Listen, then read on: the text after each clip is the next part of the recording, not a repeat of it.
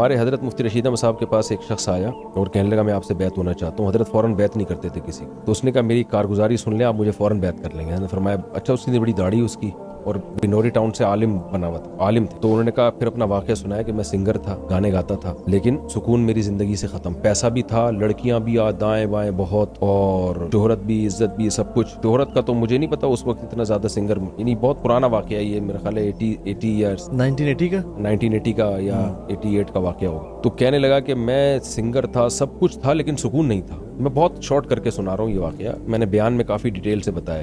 کہہ رہا ایسی بے سکونی جس کی وجہ بھی سمجھ میں نہیں آ رہی ہے, شادی بھی کر لی, بچے بھی ہو گئے کہ شاید اب سکون مل جائے, پھر بھی نہیں. کہہ رہا وجہ سمجھ میں نہیں آتی تھی, بے سکونی ہے کیوں.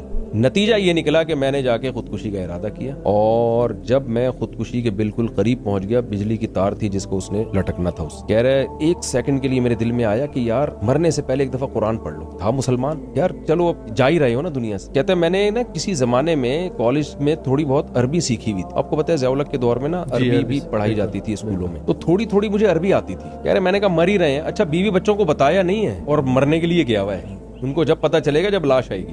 کہہ رہے میں نے جب وضو کیا, قرآن کھولا, اب تک کہہ رہے میرا ارادہ موت ہی کا تھا. جیسے ہی قرآن کھولا نا تو آیت آئی الا بذکر اللہ تطمئن القلوب. اتنی عربی آتی تھی. خبردار, اللہ نے اللہ کا لفظ استعمال, خبردار, تنبیہ, یعنی اس کو بتا رہے ہیں کہ تو جن چیزوں سکون تلاش کر رہا ہے اس میں ہے نہیں سکون, اللہ کی یاد میں.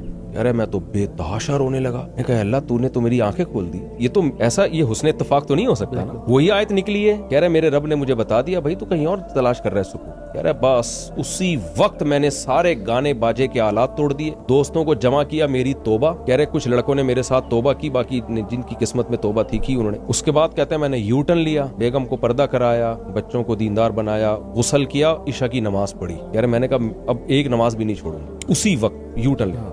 اور کہہ رہے میں نے کہا اب میں عالم بنوں گا. بنوری ٹاؤن میں داخلہ لیا, پورا عالم بنا. کہہ رہے میں نے کہا میری آواز اچھی تھی, گانے گایا کرتا تھا, میں قرآن پہ محنت کروں گا. اتنی خوبصورت پھر اس نے حضرت کے سامنے تلاوت کر کے بتائی. حضرت فرماتے تھے, حضرت ہمارے مفتی صاحب کا تجوید کا معیار بہت اونچا تھا.